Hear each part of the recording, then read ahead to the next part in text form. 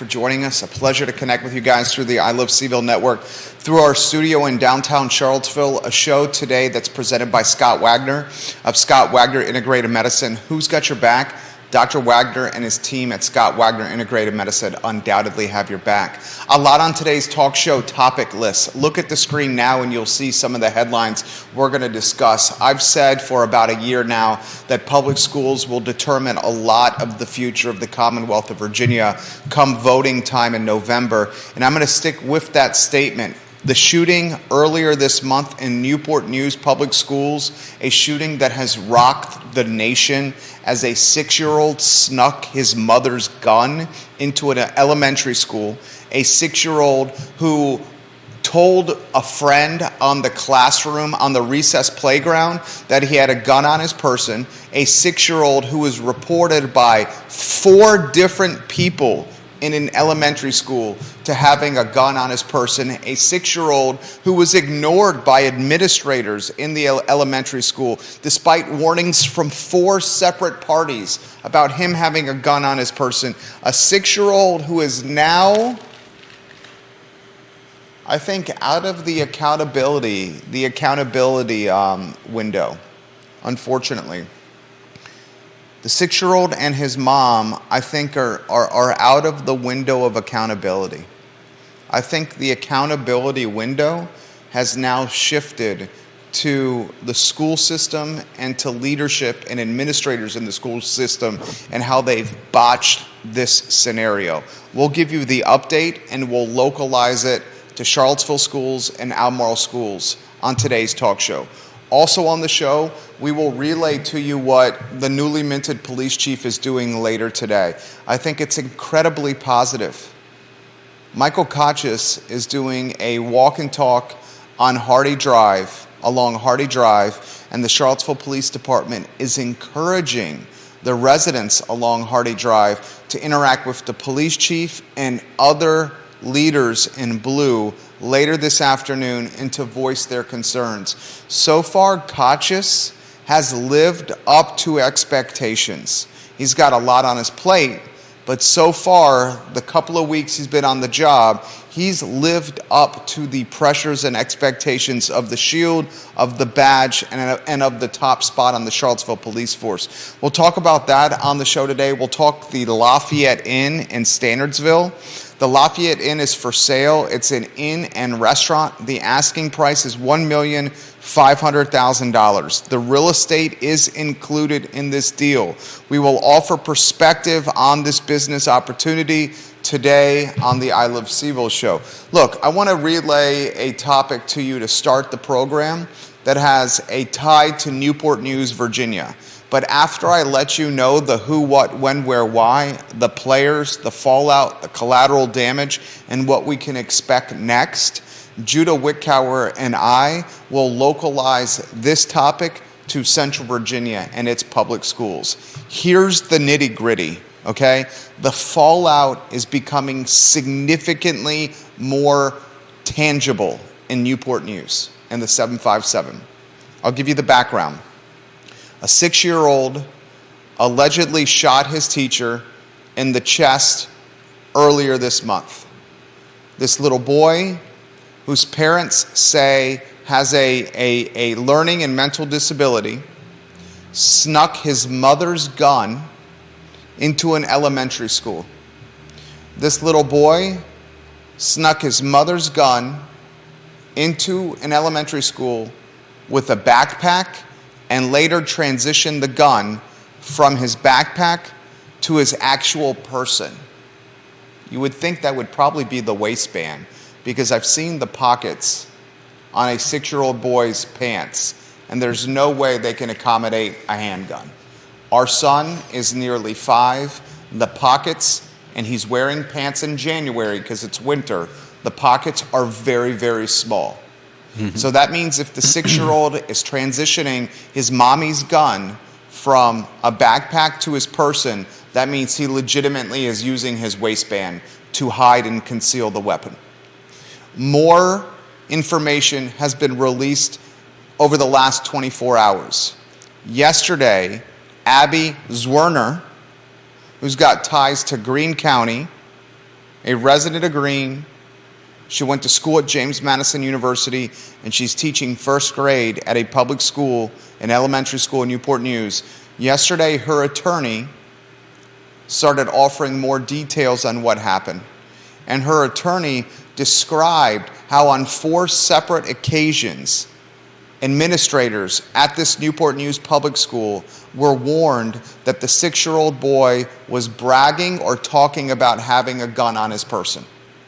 The 6-year-old at recess on the playground told a classmate that he had a gun, and if the classmate said anything, the 6-year-old threatened to shoot him. The classmate warned a teacher, the teacher warned administrators in that school, and nothing happened. 4 times, administrators were warned at this Newport News elementary school about it, and nothing happened. And as a result, a Greene County resident, a JMU graduate, a first grade teacher, Abby Werner, was shot. And one of the things that saved her life, perhaps one of the primary things, is she stuck her hand out in defense as the 6-year-old pulled a gun on her. And when she stuck a gun out, almost as a stop method, with her hand spread, the bullet entered her hand and went out the back. Palm side first, back side last. But that friction, that resistance of a bullet going through her hand and then later into her body, that hand friction was enough to probably save her life. And today, she's hired an attorney.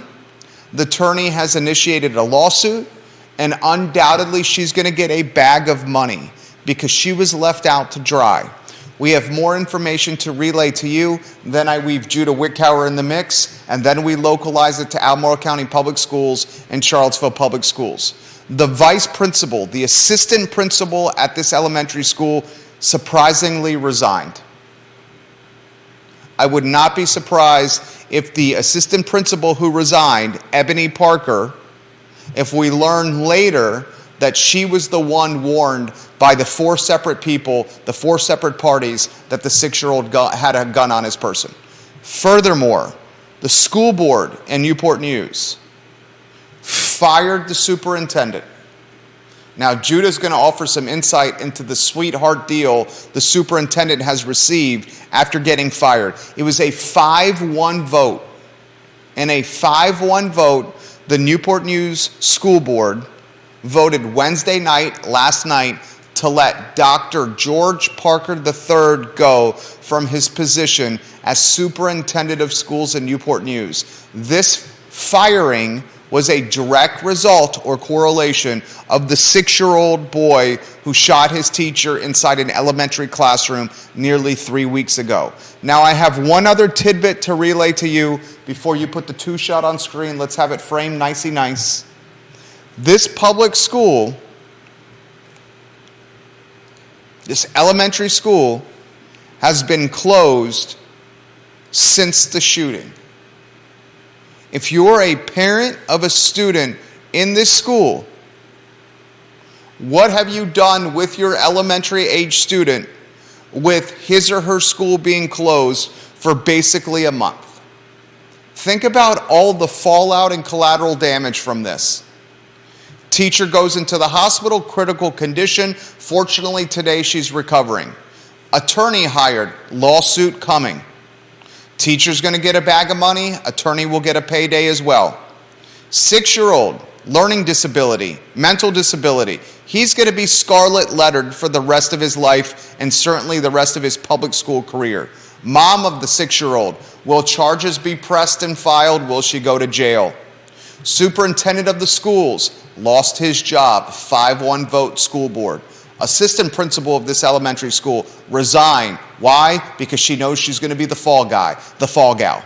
School board under significant fire, and yet more ammunition in the political battlefield, the political landmine that we call public schools in the Commonwealth of Virginia. 2-shot, 2-shot, 2-shot. Judah Wickhauer, director of the Fine and Fair talk show, with a notebook filled with quality information. The show is yours. Where do you want to begin on this topic? Please, I hope it's with the superintendent's sweetheart payday, Judah Wickhauer.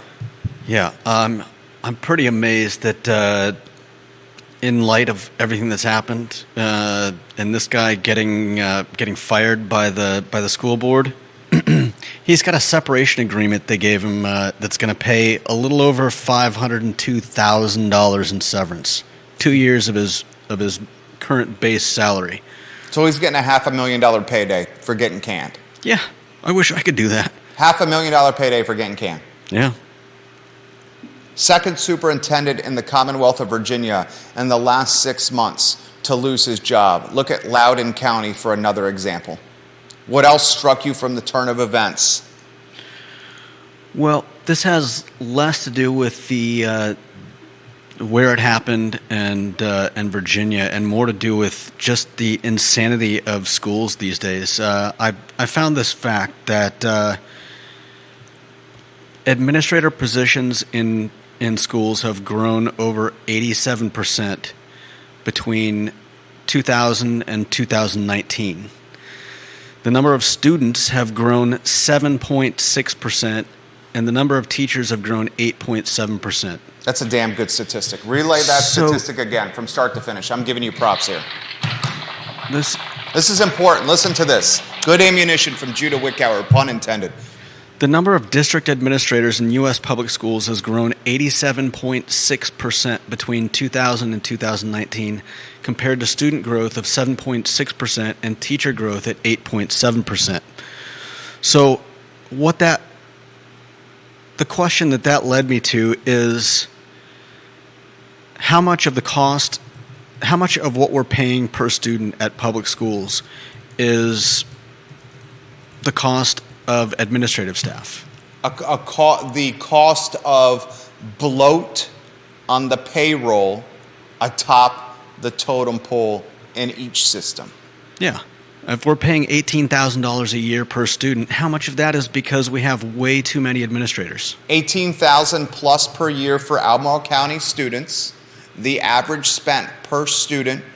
We are in the top 10% in the Commonwealth of Virginia and per pupil spend at Albemarle County Public Schools. And Judah Wickower, the fantastically talented director of this talk show, asked this question: how can employee salary atop of the totem pole bloat at this clip when the teacher pay, the teacher retention, and the student performance from an SOL standpoint does not reflect the substantial costs of administrator salaries? Yeah. That's the question you're asking. Yeah, and then to bring it back to the original topic, with all of these extra administrators, how is it that something like 4 people coming to the office, the administrators, and bringing up this kid having a gun, how does that fall through the cracks? How does that what? How does that fall through the cracks? You're saying it should never fall through the cracks. Yeah, it's like if there was one person and they were overworked, maybe I could understand it. If you've got a bloated administrative staff, how is it that every single one of them is just passing on this? That's a great question. The most concerning aspect of this, well, I'll rephrase. And then I'll read your comments. Kelly Jackson, I'll get to your comment. Lisa Costello, I'll get to your comment. Kevin Yancey, I'll get to your comment. KJ's comment, Kelly's comment is firsthand from Monticello High School and her daughter. There's so many concerning aspects to this. But one of the things that I find very concerning is the first party to warn the elementary school administrator was Swerner, right? Was the teacher herself. Yeah. Abby Zwerner herself went to a school administrator, according to her attorney, to tell them that the 6-year-old had threatened to beat up another child that same day. She went to the administrator and said, this 6-year-old is threatening children. She was the first. 3 other parties then warned the elementary school administrators that this kid had a gun on his person, and nothing was done. In fact, one unnamed administrator at this elementary school said this in downplaying the incident. He has little pockets, so if you can't tell for sure he has a gun, then he does not have one. Think about that. How do you argue with that kind of logic? He has little pockets, so if you can't tell for certainty that he has a gun, then he does not have one. The fourth and final whistleblower was told by the administrator, the school day is almost over. Just wait it out. I want you to hear the logic utilized by the school's leadership. The third warning, the administrator told the third whistleblower, the kid has little pockets. He's 6. If you can't tell for certain he has a gun, then he doesn't have one. And I think that was in reference to the fact they didn't find one in his backpack at that time. Right. Then the fourth whistleblower was told, it's the end of the day.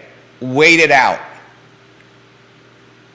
Guys, that should scare the absolute bejeebus out of you. Now, let's use this Newport News scenario as a trampoline or as a springboard to localize, humanize, and personalize the storyline and associate it with Charlottesville, Albemarle, and Central Virginia. Here's some things that stand out to me. Yesterday we talked about teachers and local schools here in Charlottesville area being trained with the ALICE method, the acronym.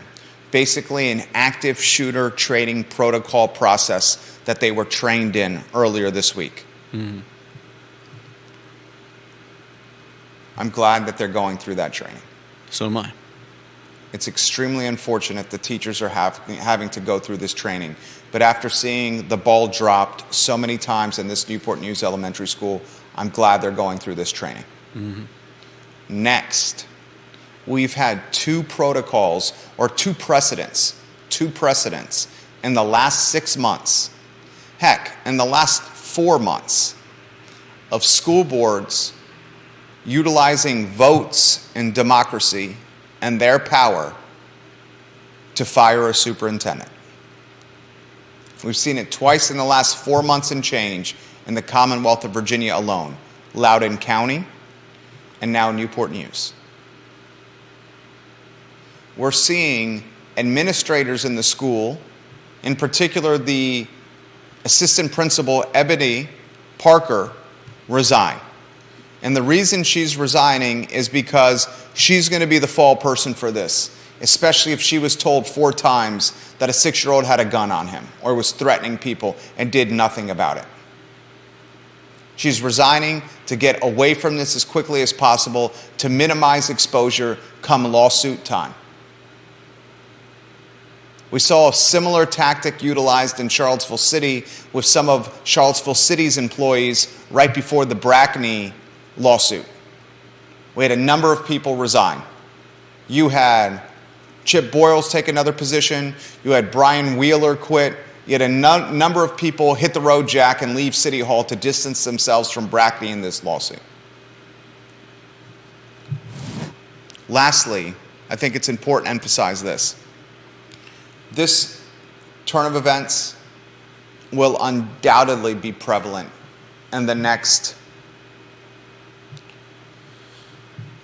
10 months as we head to an election, a local election, and an off year. Not only locally in Central Virginia, but across the Commonwealth, with a number of state Senate and House delegate seats up for re-election. Anything you want to add to this topic that stood out to you? Nothing in particular, but with all this, with the excess of administrative staff and their lack of desire to tackle problems, it's hardly surprising that people like my friend who quit the Charlottesville school system at the end of last year are leaving. I mean, he told me basically the same thing. He would send a student to the office for misbehaving, for whatever reason, and the student would be back in the class in 5 minutes because the administrative staff didn't want to deal with it. Yeah, it's just utter. That would aggravate the absolute bejeebus out of me. Yeah. That would aggravate the absolute bejeebus. Yeah. If you take a troubled kid and you jettison the troubled or troublemaking student out of your class, and in 10 minutes after kicking the boy or the girl out of the class, they're back in the class? Yeah. Office told me to... That would be demoralizing and disheartening at best. Yeah. The catalyst for quitting, most likely. Realizing you have no control over your own classroom. That there is no accountability. Yeah. That's basically what that means. Yeah. All right, let's get to comments here. I want to go to Twitter first and to direct message, where an incredibly valuable listener of this fine and fair talk show is offering perspective. His name is Anonymous, the I Love CVille I Love CVille Network version of Deep Throat. He says, Jerry and Judah, CVille City Schools Division, 850 employees in Charlottesville City Schools. Only 480 of those are teachers. 850 employees, 480 of those are teachers. 110 instructional aides in Charlottesville City Schools, which I guess you can say should count as teachers for the teacher-admin ratio. If you count the instructional aides, it takes the number to 590. 850 minus 590. Do some quick math right there. That's 260 people that are non-teachers in Charlottesville Public Schools. Yeah. That's a lot. That's a lot. And Warrior AG says on Twitter, Dr. Haas, this could happen in Albemarle County if you continue to turn a blind eye. I will mention this live on air. Thank you for watching. Period. Tweet. Send to Warrior AG. Sent. More comments coming in. Kelly Jackson's comment. Her daughter at Monticello saw the most recent brawl that included multiple fights at Monticello High School. This happened last week. She said it was terrifying, her daughter did. I'll read the comment specifically from KJ. KJ, when you watch the program, the show is better. Monticello High School was on lockdown last week because of multiple fights in the halls. The principal did do a good job of communicating to parents about this. Still, it was terrifying. She adds in a second comment, why are these kids allowed to come back to school after causing the school to go on lockdown and hurting other kids? Thank God no weapons were involved in the lockdown, but it can easily escalate. It makes me so nervous as a mom. Dude, if you're responsible for a lockdown of your school, I agree with her. Mm-hmm. There should be an extended period of time, if not permanently, that you're not allowed back in the school. Yeah, suspension. Or expulsion. Yeah. I mean, get rid of. Why isn't that happening? Is this a byproduct of wokeism? Is this a byproduct of the cancel culture? Is this a byproduct of everyone gets a trophy culture? Is this a byproduct of there's no last chances, that we will always offer chances to people? Because that's not how the real world works. Yeah. Right? Am I missing something? Bill McChesney says this, the Charlottesville School Board and administrators want to blow up Buford and Walker and the current grade population in the schools, K4, 5th through 6th, 7th and 8th, and 9 and 12. They're looking to reconfigure schools. And I want to put this on your radar because it's flying under the radar. Cree Deeds and the delegates in Richmond have a lot of momentum right now.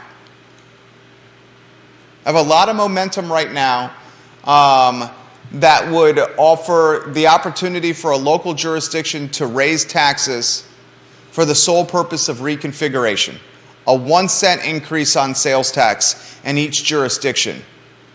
For the sole purpose of that sales tax revenue from the 1-cent increase being allocated to school reconfiguration or capital improvement projects within public schools. That's happening right now. Carol Thorpe, the Queen of Jack Jewett, I'd like to see a comprehensive tally of the number of vice principals and other administrative staff at each city and county school to compare it with the number of students to determine how much they are overstaffed with non-instructional staff. Add up their salaries. I'd love to see that too, Carol.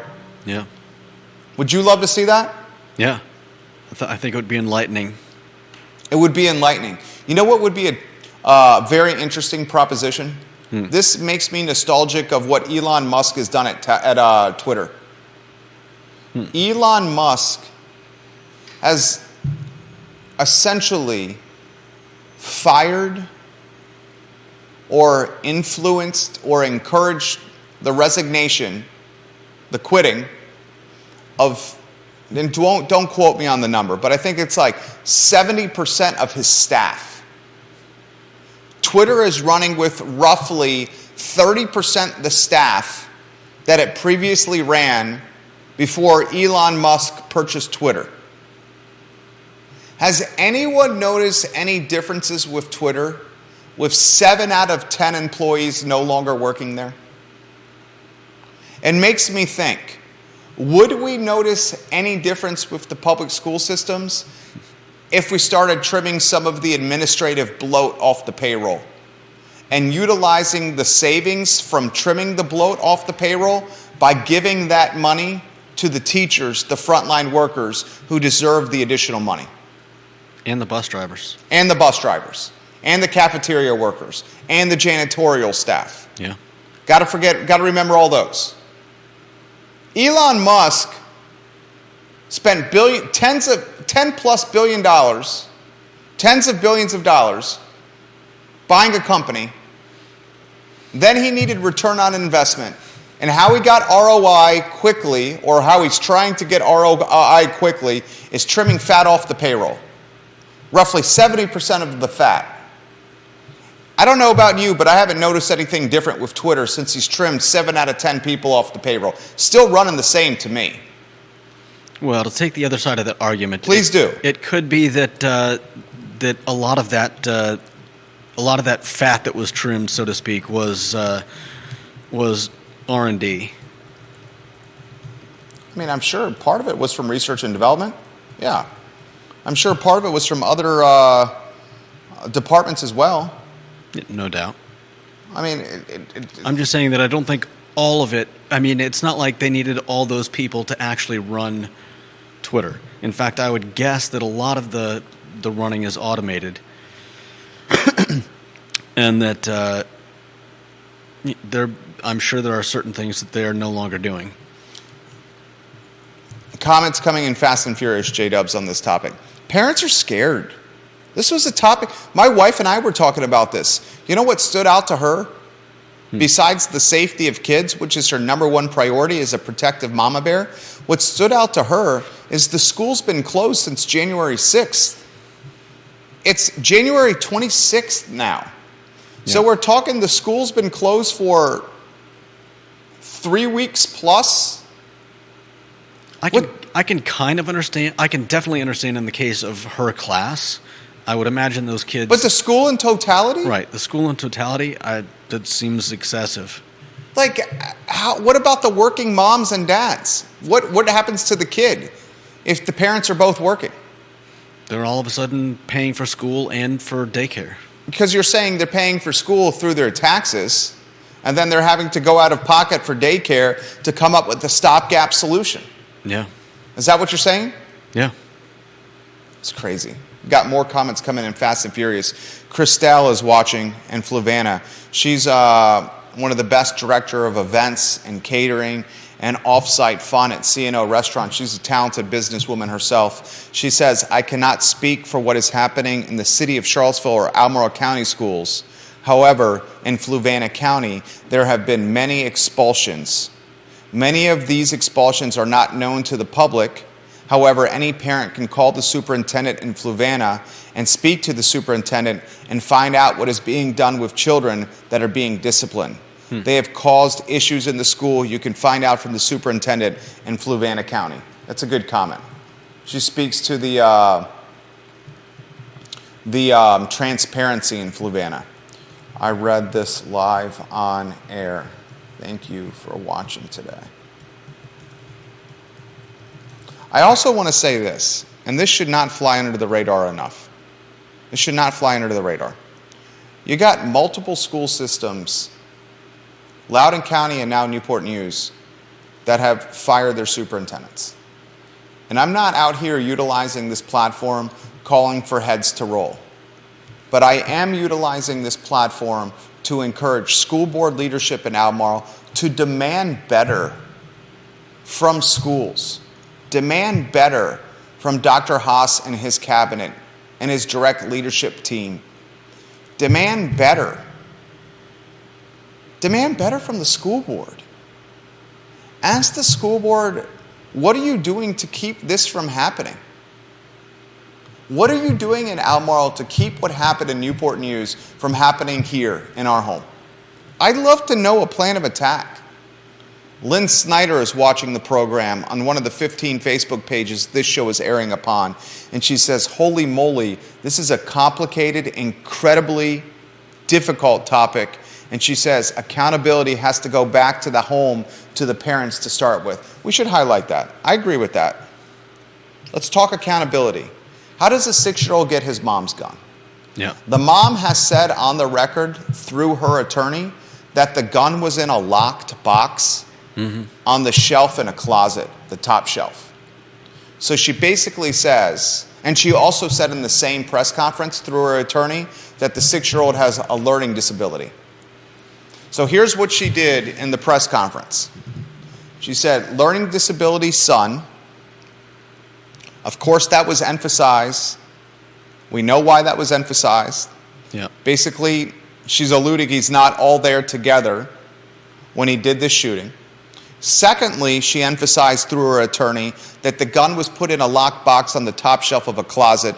She did that to make sure that she papered the trail, papered the record, that the gun was protected, it wasn't laying around, I should not be held accountable here. Somehow he scaled the top shelf of the closet, the top shelf in a closet, figured out the code. She said the lockbox had a code on it. Yeah. Then he figured out the code on the box.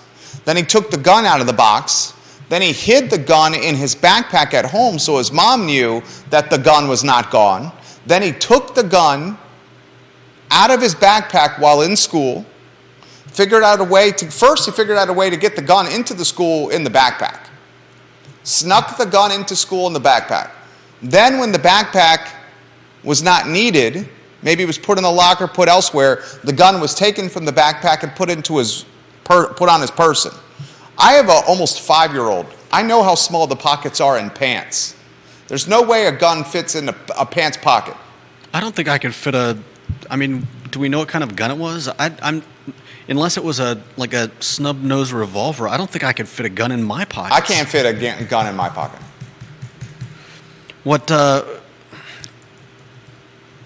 I mean, all of this does not point to a child with learning disabilities. If he was able to... kind of what I was alluding with when I did the flip book of taking the gun from the top shelf of a closet with a passcode on it. Yeah, he figured out the code. It may not have been... It may have been 1, 2, 3, 4. Who knows? But all the rest of that speaks to somebody that put at least a fair amount of thought into all this. I concur. Hiding it from his mom, hiding it in his backpack, then taking it out, and just I don't know. She may be right. There's probably no way of knowing if she's being honest about the lockbox, but on the other matter, it sounds like the kid knew what he was doing. Katie Pearl's watching the program. KTP, welcome to the show. The Queen of Whitehall, Katie Pearl. She says she has heard amazing things about Fluvanna County schools and the Fluvanna County Superintendent. And that's in response to Christelle's comment. Thank you for watching the show today, Katie Pearl, KTP, the Queen of Whitehall. We love when you comment, KTP. utilize, this is what I'd like to do with this topic before going to the next one. This whole circumstance that happened this month in an elementary school, we should be putting this on the radar, and it should be a talking point at school board meetings. There's a school board meeting tonight. At the meeting, we should say to the school board, to Dr. Haas that's at the school board, what are you guys doing to prevent stuff like this from happening at Albemarle schools? Right now, we don't have school resource officers in the schools. As far as I know, there's not metal detectors to get into the schools. What are administrators doing to take the teachers reporting violations seriously to prevent them, to keep them from going from gun on person and stopping it there? Yeah. Because all someone would have to do is tap the 6-year-old on the shoulder and just use the eye test to see a gun. Right? Maybe. Okay, instead of the eye test, ask the kid, do you have a gun? And if multiple people have reported that the kid has a gun. Four individual people. At that point, I think you've got to... Smoke, there's fire. At the very least, separate the child from the rest of the school population. Isolate the kid and do some basic investigation. Yeah. You're dealing with a 6-year-old here. Yeah, like I get that maybe you can't pat the kid down. I understand that, but if you can ask him. If you have a credible, well, he may lie, but if you have a credible, belief that the child has a weapon on him, at the very least, put him in a room by himself. Yeah. Take it seriously. Yeah.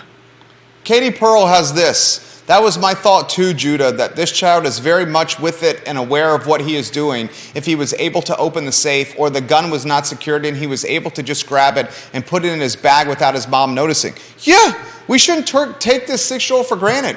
And Carol Thorpe says the term learning disability covers a wide spectrum. It doesn't automatically mean this child was incapable of understanding what he did. I also know of some typical functioning 6-year-olds who would, by their nature and ability, be incapable of doing of what you just described. Well said. And to highly functioning. And to add to that, there was, I believe, there was another mention in the article about the fact that he had the child had shown someone else at the school, another child, on the playground at recess, and then threatened the kid. That happened. Threatened the kid to not tell. He told his buddy. Which means he definitely knew that he was in the wrong. He told that 100% happened. That 100% happened and is acknowledged in the lawsuit. He pulled the gun out at recess on the playground, showed his homie, showed his friend, his buddy, his pal, his chum. And then said, if you tell anyone, I'll beat you up. No! He says, if you tell anybody about this gun, I will shoot you.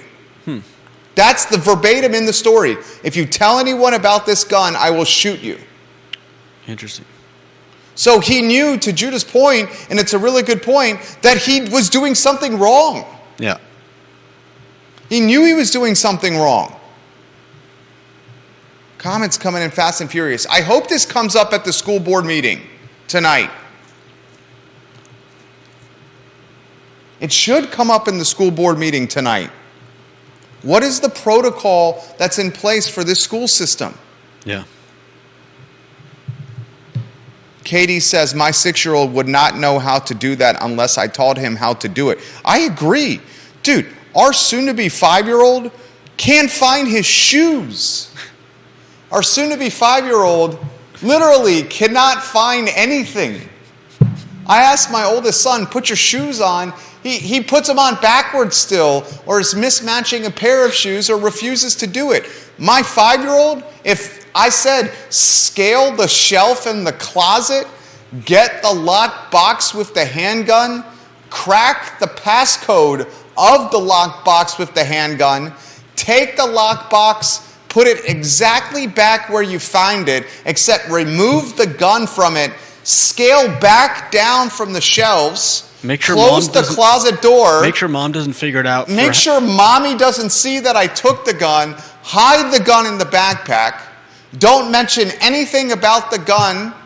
Go to school, sneak into school, walk through the front door, walk by the teachers, Go to your locker or wherever you put your belongings, take the gun in very DL fashion from your backpack, put it on your person, carry it around throughout the entire day on your person as a 6-year-old, whip it out only at recess with no one looking, threaten people if they tell anyone about the gun that you'll shoot them. I mean, this is sophistication. Yeah. This is sophistication for a 6-year-old. No doubt. This is like elaborate planning. For 6? Mm-hmm. I say to my son, go put your shoes on. What do you mean, Daddy? It's like Kevin in Home Alone. Pack my suitcase when Kevin's parents asked him to pack to get ready for the trip to Paris. He said, pack my suitcase? And then one of his cousins said, you're what the French call, and you speak French, les incompetents.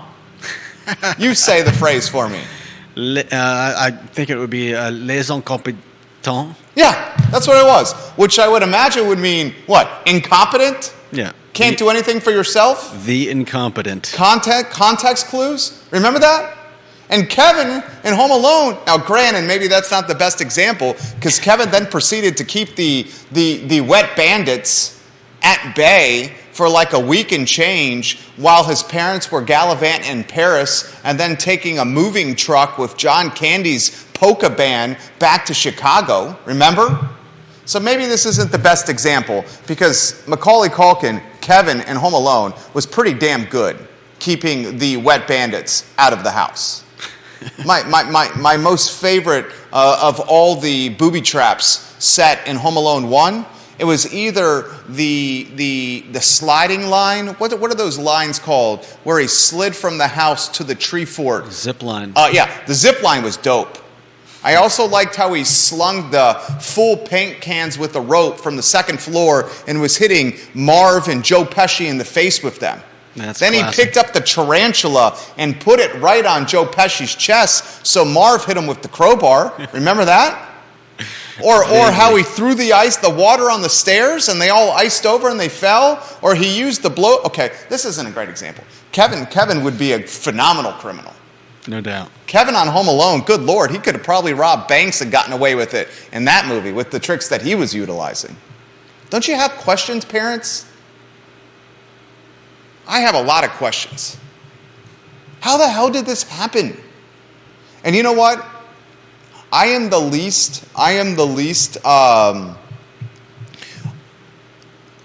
not a fan of people being litigious and utilizing lawsuits and the law and threats to get paid. I hate that. Yeah. For the most part, I hate that. But in this particular scenario, I hope she gets a stack of money.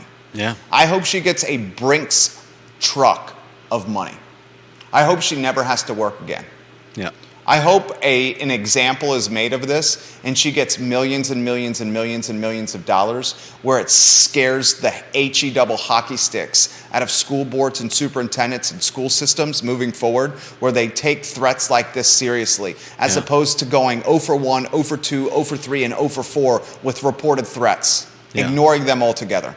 And then we're just lucky that the woman wasn't killed. Right. Albert Graves says, let's not forget the same kid pulled the gun on the playground. He's right. Mm-hmm.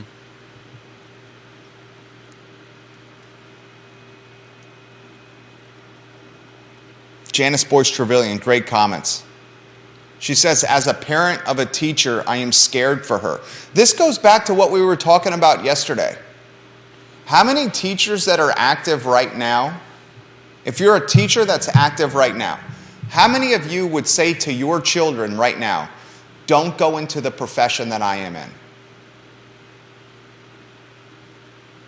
Is the true collateral damage of what's happening right now, is the true collateral damage violence in hallways, sex in bathrooms, alleged sexual assaults in locker rooms after football practices? Or is the true collateral damage a generation of kids hearing from their parent teachers, their parents that are teachers, not to get in the profession, and 10 to 20 years from now, we have such little engagement of people wanting to be teachers because for an entire generation they heard to stay away from this field of work. Is that the true collateral damage? 15, 20 years from now, everyone's been terrified by mass school shootings and incompetence from administrators and political landmines that are public schools, and the fact that teachers are now played like pawns, leveraged in political campaigns. Is the true fallout 15 to 20 years from now people not engaged in applying to be teachers? Could be. Think about that. What's your take on that? Gotta charge my laptop. And if you don't want to give a take on that, give a take on something else. No, I think that teacher is being a teacher is a job that people choose for a lot of reasons, but I think most of them it's about teaching. It's about the kids. I think that I doubt that there are a whole lot of parents, whether they're teachers or not, who are telling their kids to go to school to become a teacher. It's certainly not a high-paying field, and so I think the school systems will always have a core of highly passionate teachers who are there because they love the kids and they love educating. Yeah, same mindset as a nurse. Someone gets into nursing, someone gets into teaching. They're doing this because they want to. They have a DNA makeup that is selfless, giving, altruistic, philanthropic, caring, motivated by change. Because you could probably make a lot more money and work a lot less. Doing way other stuff. No, I was going to say being a school administrator or being a doctor in each of those two cases. So we take these two fields, nursing and teaching, and we try to make it the most difficult professions possible. Pay them nothing, overwork them, have them work terrible days, weekends and holidays, crappy times, long hours, underappreciated, constantly under duress, terrible quality of life, and now the teachers have to worry about their students beating them up or shooting them. And their administrators and their bosses not having their back. Yeah. And their parents leveraging them as political ammunition. That's today's climate. Anonymous through a direct message on Twitter says, by the way, Jerry and Judah, CVille City Schools, there's 10 principals and 16 assistant principals and 4,200 students. Kevin Higgins in Greenwood, a thriving suburb of Crozet, the king of Greenwood, Kevin Higgins. The question is, how do we identify the next 6-year-old that is capable of this, and what is the reporting process? We need a school-only 911 system. I think we also just need to know that if somebody brings this to that's the main an thing administrator's right there. attention, that they will take the threat seriously and not say the school day is almost over. Yeah, or he's got little pockets. Yeah. Newport News Public Schools. Settle, settle, settle. Give her a bag of money. Close this chapter as quickly as possible. Settle, settle, settle, settle. Close this chapter. Yeah. Because the next thing that's coming up for you, Newport News Public Schools, is all your dirty laundry getting aired. Settle. Oof.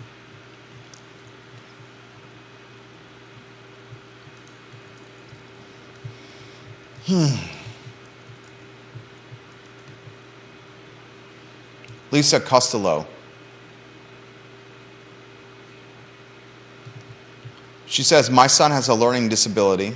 A friend told me to get the gun out of my house, and I agreed to take it until such time of Lonnie would ever be mature enough to have a gun in the same house. I got the gun out of the house at my friend's advice due to a disabled son who has autism.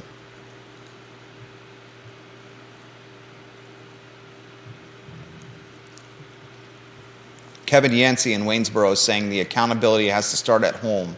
Regardless of what the administration failed to do, the weapon should have never been there to begin with. You can shift responsibility from the ultimate caregiver, the parent. You cannot shift, he says.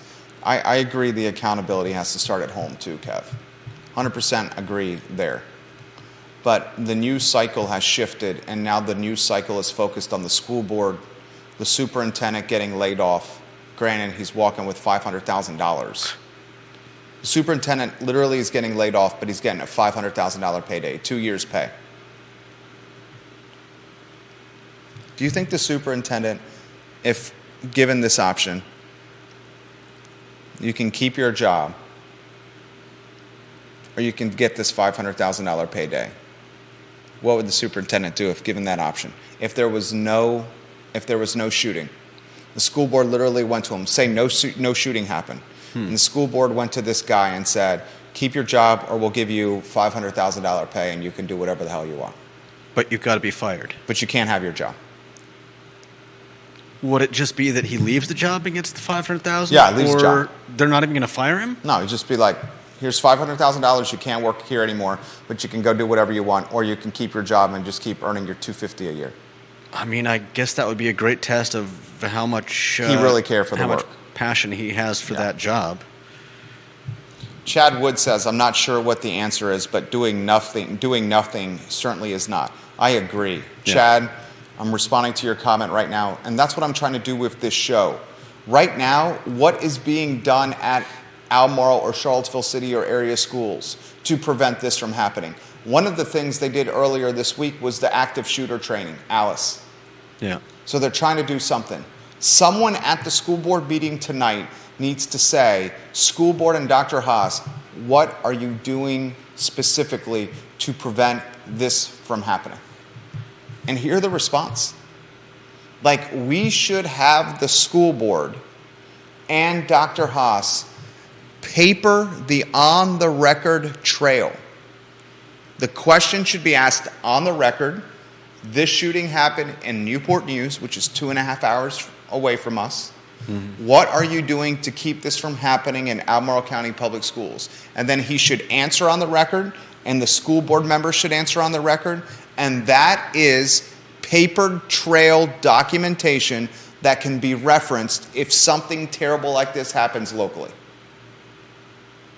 Paper trail record. You agree? Yeah. Oof. All right. Makes me nervous. I'm nervous too, Janice Boyce Trevelyan. I'm nervous too, Janice. Very nervous.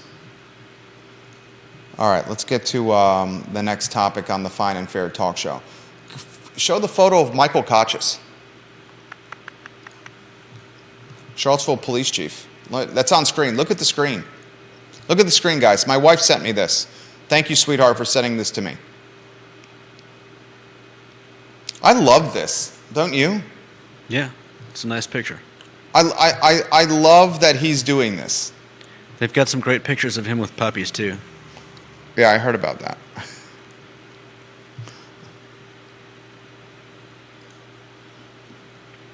And there are also several more of him walking around. You know why I love this? Talking to locals. You know why I love this? Conscious said in his interview that he would connect with the community on a personal level. He would build trust with the community on a personal level. And I'm going to cut to the chase. He's going to Hardy Drive today at 4 p.m. Yeah. for a walk and talk, and encouraging the residents of Hardy Drive to come and meet himself and the chief and the police team members. Yeah. Look, Hardy Drive is West Haven. Hardy Drive is kind of in between 10th Street and the UVA corner. Hardy Drive a lot of crime happens there. So for Kochis to say, I'm going to go to a block or a road in Charlottesville where a lot of crime happens and encourage the residents who are fearful, concerned to come talk to us, that's real.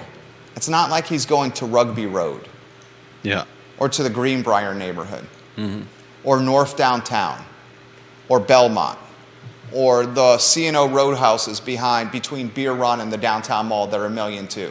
He's going to the spot where crime happens and says, let's talk and let's figure it out. I've got another picture on screen now of him talking to Look at the screen. A resident somewhere. This was, looks like this was the Prospect neighborhood. This is Prospect? Yeah. Another hotbed for concern and crime. Where are you getting these photos? From the Charlottesville Police Department Facebook page? Yeah, same where I got the first one. Excellent. And there's another one coming in just a second. Look at the screen. Kyle Irvin, I believe you are publishing these photos on the Charlottesville Police Department page. You are the Charlottesville Police Department spokesman, Kyle Irvin. You're doing a fantastic job. Someone tag Kyle Irvin or tell Kyle Irvin we're giving him some props. The Charlottesville Police Department spokesman. You're doing a good job humanizing, localizing, and personalizing the CPD brand.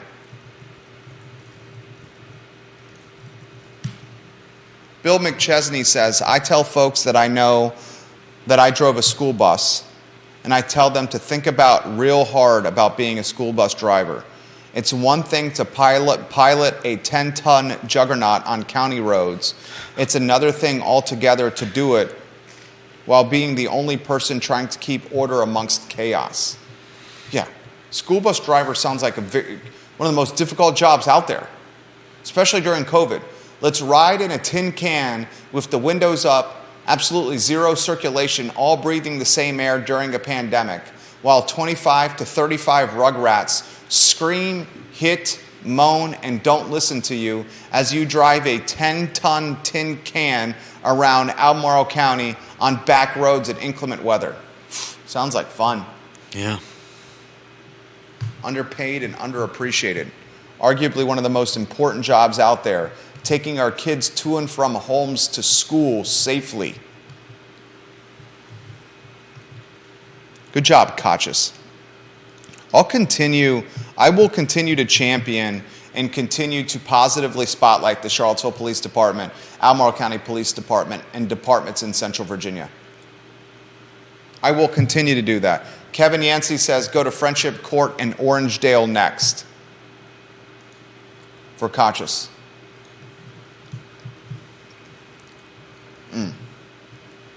All right.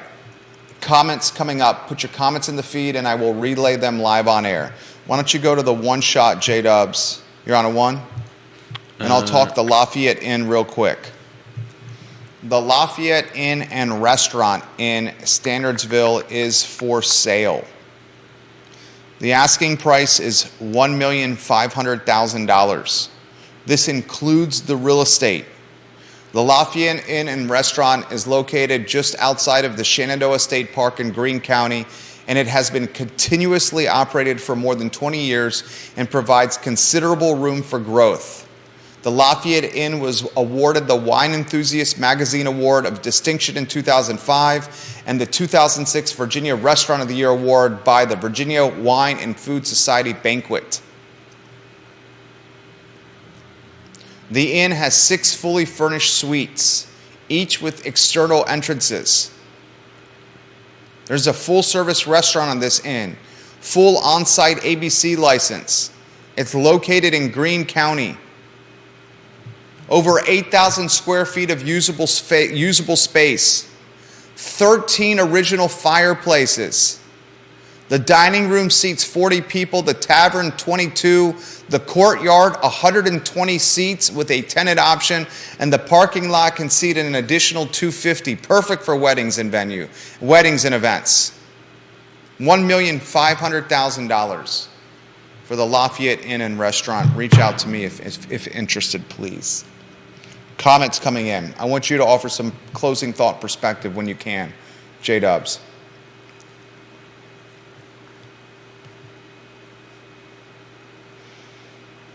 I'm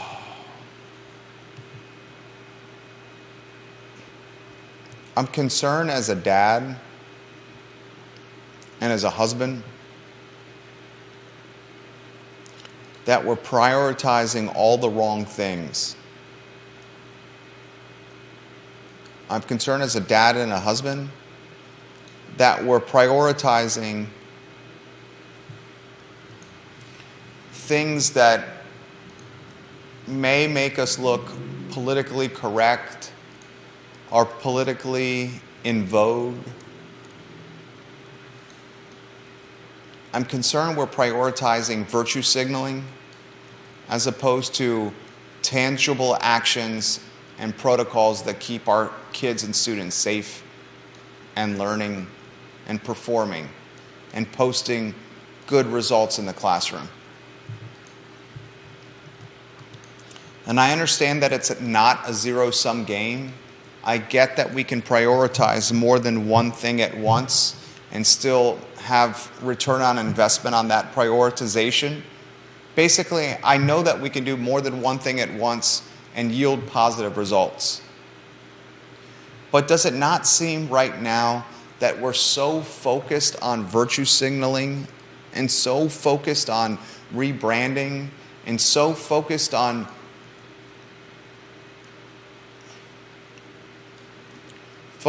elements that should not be atop the priority totem pole? And I'll leave it at that. What's the number one job for the school board?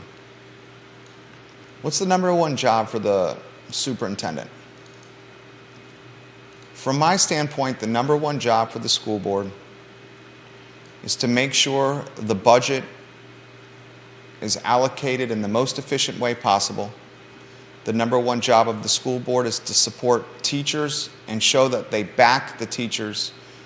And the number one job of the school board is to make sure that students are safe and that parents feel confident that their kids are learning in the best scenario possible.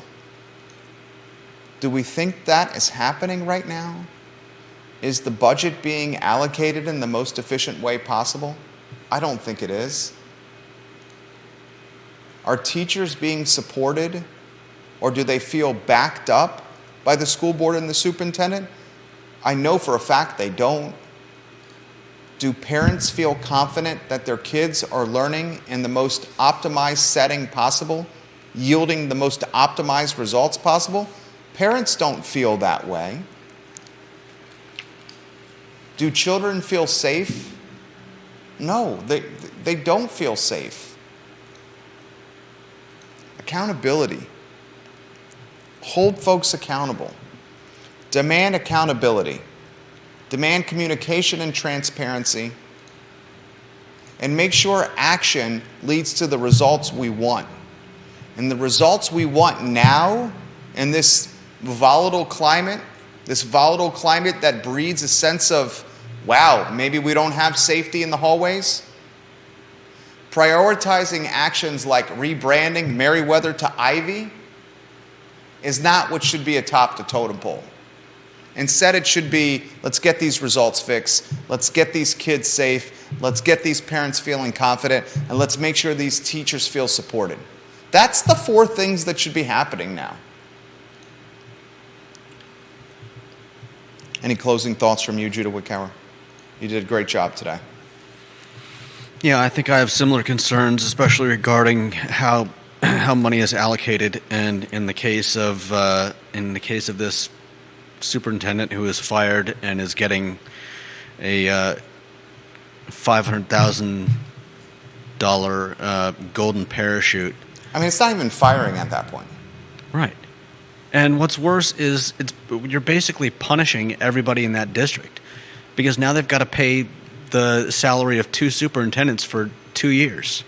Probably going to have to pay 3, because right now they're going to search for an interim superintendent. I just mean that whoever's paid for the next 2 years, they're going to have overlap with the 2-year $500K. Yeah. Yeah. Sounds like a waste of taxpayer money. And Juan Sarmiento leaves a comment on your personal Facebook page. Juan Sarmiento is the king of transportation. I'm going to let them know that I'm going to read this on air. I'm going to read this on air right now. My son, he says, is a teacher for Orange County and has had almost zero support from administration. He has been hit by students, broken up fights, sent unruly students to the office only to have them sent back. He is leaving at the end of this school year at Orange County Public Schools. That's exactly what happened to my friend. I don't know if they got hit by students, but he'd send a student to the office and they'd come right back. Office didn't want to do anything about it. It's a shame. Paul MacArthur, who I've thought would be a great school board candidate, king of the South Side, Paul MacArthur, says the school board's job is to make sure the tools are in place for the teachers in schools to accomplish the mission of teaching kids. They also need to hire, empower, and hold accountable a good superintendent. Good comment, Paul. Do we feel we have, this is a fair question, do we feel we have the right superintendent in place? Do we feel we have the right superintendent in place?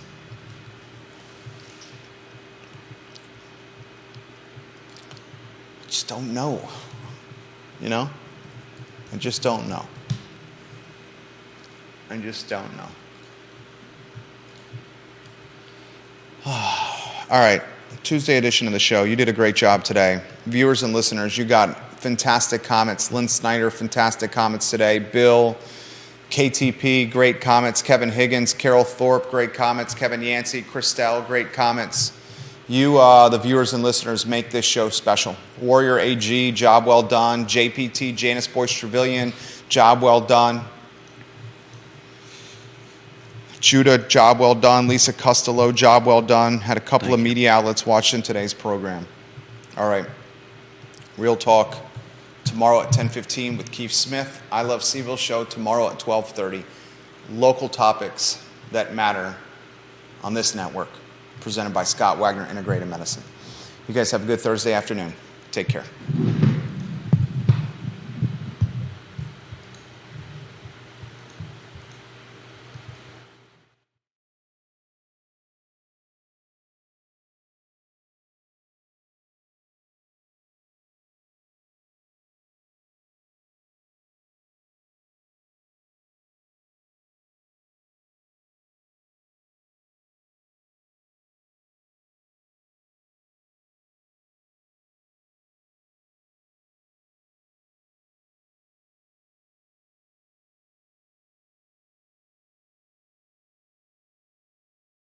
You don't have to interact with all of them, just interact with a couple of them.